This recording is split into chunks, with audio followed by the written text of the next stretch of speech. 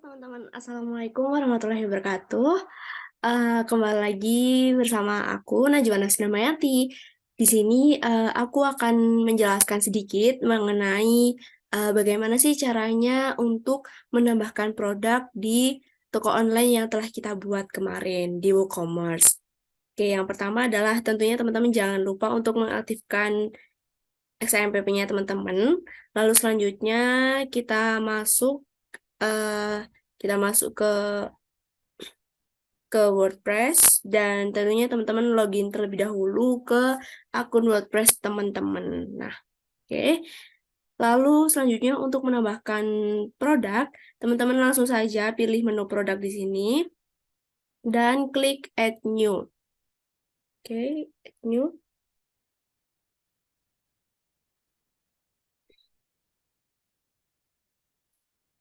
Oke, kita tunggu dulu ya teman-teman. Nah, setelah halaman Add New Product terbuka, selanjutnya teman-teman mengisikan informasi yang dibutuhkan. Yang pertama adalah nama produk. Misalnya di sini aku mau nambahin produk keripik bayam. Selanjutnya tambahkan deskripsi produknya teman-teman. Oke. Lalu setelah itu kita masuk ke produk data. Nah, di produk data ini terdapat beberapa informasi yang perlu diisi. Yang pertama adalah tipe produk. Di sini tuh terdapat 4 tipe produk. Untuk yang simple produk itu digunakan untuk produk satuan. Lalu yang kedua untuk grup produk, misalnya kayak tersedia dalam satu paket yang berisi dari beberapa produk. Lalu untuk external atau affiliate produk itu berfungsi untuk menjual produk dari pihak lain atau afiliasi. Lalu selanjutnya yang terakhir ada variabel produk. Nah, variabel produk ini digunakan untuk mengatur produk yang memiliki lebih dari satu varian. Nah, di sini karena aku mempunyai dua ukuran, jadi aku milih untuk variabel produk ini. Nah, lalu selanjutnya kita isi untuk SKU atau Stock Keeping Unit, yaitu kode barang yang dapat memudahkan untuk melakukan pengecekan ketika terjadi sebuah transaksi. Di sini kalau bisa menambahkan kode unik yang berbeda antara produk satu dengan yang lain. Misalkan ini tadi kan keripik bayam, nasi bayam. Nah, selanjutnya teman-teman bisa centang untuk manage stok atau enggak. Kalau manage stok berarti teman-teman harus mengisikan jumlah stok barang tersebut. Nah, di sini enggak aku centang. Lalu untuk sold individually ini eh, untuk membatasi customer dalam pembelian. Jadi satu customer itu hanya bisa membeli satu produk seperti itu. Lalu selanjutnya ke shipping atau pengiriman. Untuk pengirimannya nggak usah diisi, nanti kita isi di bagian atribut atau enggak variasi. Lalu selanjutnya ke link produk. Untuk link produk sendiri ini terserah teman-teman juga mau diisi apa enggak. Ini terdapat dua pilihan yaitu upsell dan cross sell. Nah, kalau untuk upsell sendiri itu nantinya kayak produk yang akan ditawarkan, produk pertama yang akan ditawarkan ketika customer itu mengunjungi webnya kita. Seperti itu. Begitu juga dengan cross selling. Lalu selanjutnya ke atribut. Untuk atribut sendiri kita menambahkan berbagai opsi tambahan untuk produk. Nah, karena di sini terdapat di produk UMKM ini terdapat dua pilihan ukuran. Jadi untuk namanya diisi berat. Lalu terdapat dua pilihan yaitu 200 gram dan juga 500 gram. Nah, garis lurus ini berfungsi untuk memisahkan antara dua jenis opsi. Lalu save.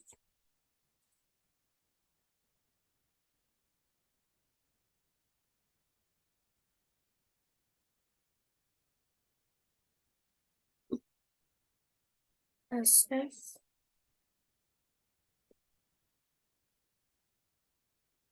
Oh ya, di sini teman-teman jangan lupa untuk centang visible on the product page.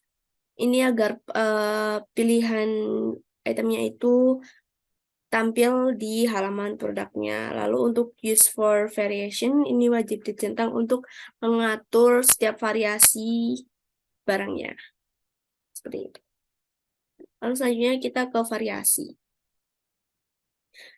Nah, untuk variasi ini khusus untuk mengatur variabel produk. Kita pilih create variation from all attributes untuk langsung mengatur keseluruhan variasi yang ada di atribut.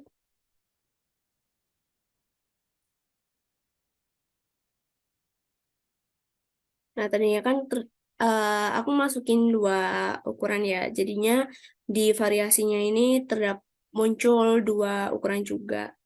Ini kita isi sesuai dengan data teman-teman. Untuk kodenya ini misalkan bayam 200. Untuk harganya itu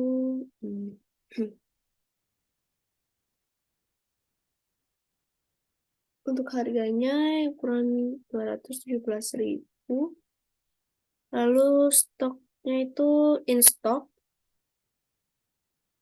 Untuk beratnya itu jangan lupa beratnya dalam kilogram ya teman-teman.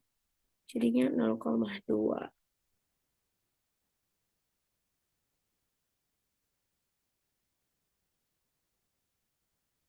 Nah, lalu untuk deskripsinya ini terserah teman-teman mau nambahkan atau enggak. Lalu selanjutnya untuk yang 500 gram. Lalu untuk harganya sendiri itu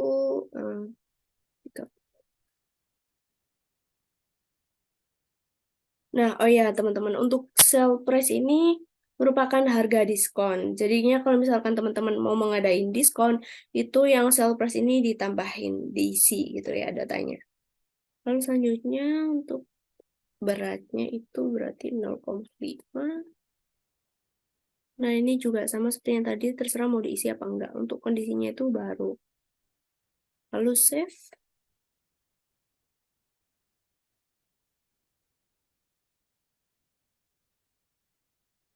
Nah, lalu selanjutnya teman-teman bisa menambahkan short description dari produk teman-teman. Misalkan keripik bayam renyah gurih. Oke. Nah, setelah itu kita pindah ke bagian kanan. Ini untuk product image. Teman-teman untuk menambahkan gambar dari produk tersebut. Kita upload file.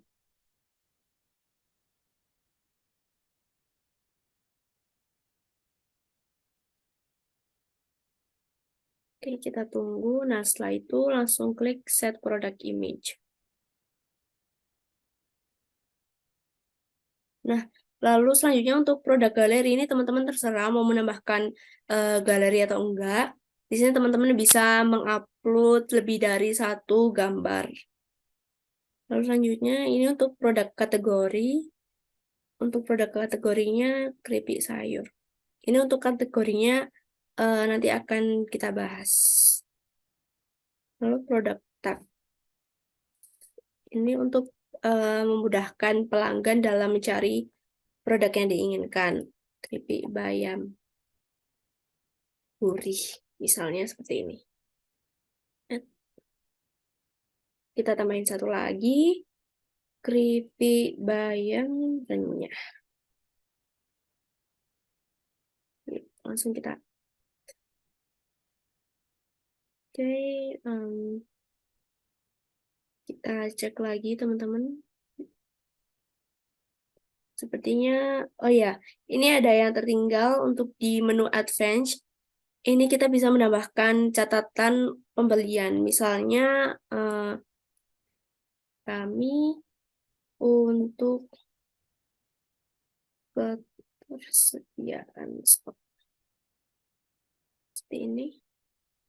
Lalu sepertinya yang di atas sudah semua. Oke, Nah, apabila telah di setup semuanya, kita lanjutkan untuk publish produk tersebut.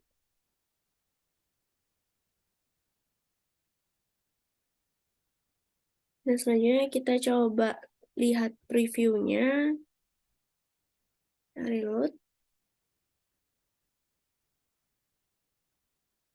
Nah, ini untuk produknya telah muncul di halaman web seperti ini. Oke, untuk proses upload produk telah selesai. Nah, selain beberapa menu yang ada di add product ini, terdapat juga beberapa menu yang ada di submenu yang ada di menu produk. Contohnya misalnya ada kategoris.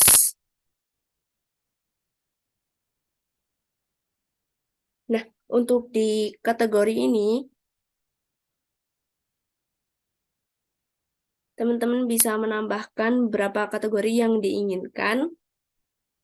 Misalnya kayak tadi keripik sayur. Nah, itu ditambahkan di sini, tambahkan namanya, terus slug. Slug itu seperti ini, ditulis dengan huruf kecil. Lalu untuk parent kategori itu merupakan kategori induk. Lalu deskripsi merupakan deskripsi singkat mengenai kategori. Dan untuk displaynya ini merupakan tampilan yang diinginkan. Dan untuk thumbnailnya ini gambar berukuran kecil yang mewakili kategori. Seperti itu. Lalu selanjutnya untuk teks. Untuk teks. Nah, untuk produk teks itu sama seperti yang ada di kategori. Ini ada nama, ada slug, ada deskripsi. Nah, selanjutnya ada attributes.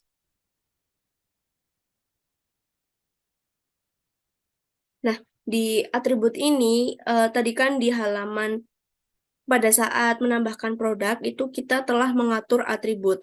Nah, terus apa sih bedanya atribut yang ada di new product tadi sama di menu utama ini?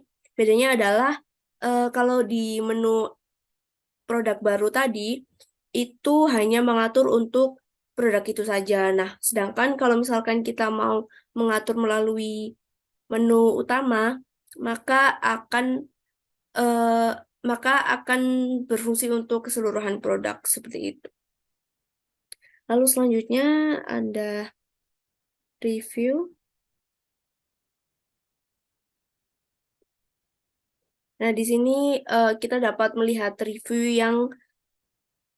yang diberikan pelanggan kepada produk kita. Nah, oke, selanjutnya terdapat beberapa menu yang dapat kita atur, yaitu kita klik settings pada menu WooCommerce. Pertama ada general, ini mengatur mengenai alamat, lalu juga mata uang yang dipakai. Lalu selanjutnya ada products, ini pengaturan untuk products. Dan pengaturan untuk produk. Lalu selanjutnya ada menu shipping atau pengiriman barang. Untuk zone name ini merupakan nama zona pengiriman. Lalu untuk regions itu merupakan area atau daerah pengiriman. Lalu untuk shipping methods yaitu metode pengiriman beserta ketentuan tarifnya. Lalu selanjutnya ini ada payments atau pembayaran.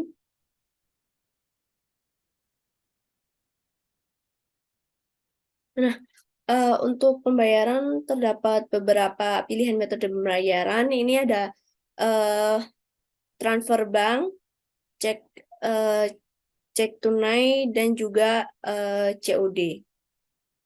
Nah, ini bisa di-enable sesuai dengan keinginan teman-teman. Lalu selanjutnya ada account and privacy.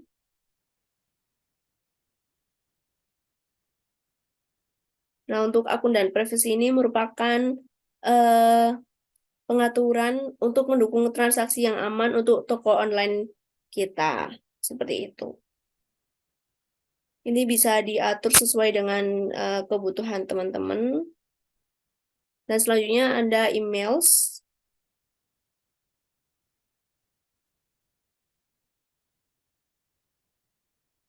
Nah, kalau email sendiri ini merupakan kita bisa mengatur pesan pada email sesuai dengan jenis transaksi yang terjadi. Selain itu, kita juga bisa mengatur detail tentang nama dan alamat email yang digunakan untuk mengirimkan notifikasi dan mengatur email template sesuai dengan kebutuhan.